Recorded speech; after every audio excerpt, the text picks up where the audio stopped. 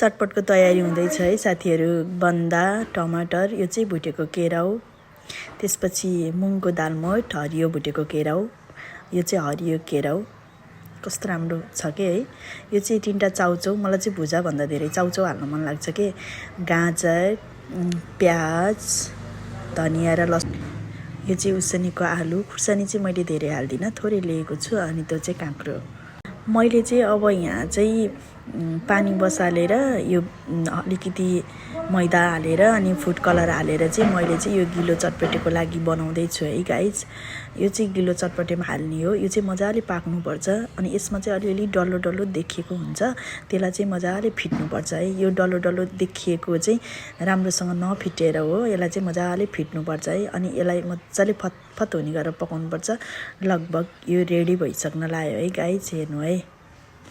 अब चाहिँ मैले चटपट बनाउन लागेँ होइन। हरियो केराउ राखेँ त्यसमा अघि देखाएको सामान त्यो पनि हालेँ, हरियो केराउ भुटेको अनि मुङको दालमोठ होइन। त्यसपछि मैले भुटेको चना पनि हालेँ। मलाई चाहिँ यिनीहरू सबै कुराहरू मिक्स गरेर बनायो भने एकदम मिठो लाग्छ कि। अनि चाउचाउ चाहिँ धेरै हाल्ने, भुजा चाहिँ मैले चाहिँ कम हालेर बनाउँछु है, त्यही पनि मिठो हुन्छ। अघिको सबै सामान काटेको सबै हालिसकेँ।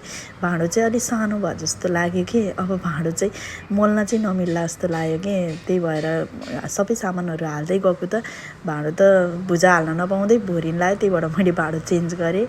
त्यसपछि मैले चाउचाउ पनि हालेँ। यत्तिको देखिएको छ, हेर्नुहोस् न कस्तो मिठो, भुजा नहाल्दा नि कस्तो मिठो देखिएको छ है। अब त्यसमा कागतीहरू हाल्नै बाँकी छ। मैले भुजा चाहिँ धेरै हालिनँ, मैले भुजा चाहिँ 2 कप मात्रै हालेँ होइन। आज चाहिँ घरमा सबैजना मिलेर यही खाजा खाने कि, त्यही भएर धेरै हाल्न अलिक कम भयो जस्तो लाग्यो। फेरि मैले अलिकति थपेँ होइन। तर एकदमै मिठो हुन्छ कि यसरी बनाएको गाइज। हजुरहरू पनि बनाएर खानु है। अब त्यसपछि कागती, मलाई चाहिँ झोलवाला कागती हाल्नु मन लाग्दैन होइन, अलिकति टेस्ट नै फरक हुन्छ। तर एकदम मिठो हुन्छ कि यो डल्लो खाले कागती हाल्यो भने चाहिँ। ल अब रेडी हुन लाग्यो है गाइज, हेर्नु न कस्तो राम्रो देखिएको छ। क्यामेरै पुऱ्यो क्या, हेर्नु न कस्तो राम्रो देखिएको छ। भुजा कम है, आलु अरू गेडागुडी सबै मिक्स गरेपछि कस्तो। अनि मलाई चाहिँ तोरीको तेलभन्दा सनफ्लावर तेल मिठो लाग्छ कि। अब अरूलाई चाहिँ कतिलाई चाहिँ मन पनि पर्दैन है सनफ्लावर तेल, तर मलाई चाहिँ एकदम मिठो लाग्छ।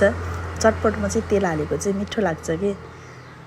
अब लगभग यो रेडी हुन लागिसक्यो, हेर्नु न कस्तो राम्रो देखेको। मुखमा पानी नै आइसक्यो कि, बनाउँदा बनाउँदै मुखमा त झन् पानी त आउने कुरै भयो होइन। चटपट भन्ने बित्तिकै लेडिज होस् जेन्ट्स होस् एकदमै फेभरेटै हो आजकल त, आजभोलि त होइन। लेडिजलाई मात्रै हो भन्न चाहिँ मिल्दैन।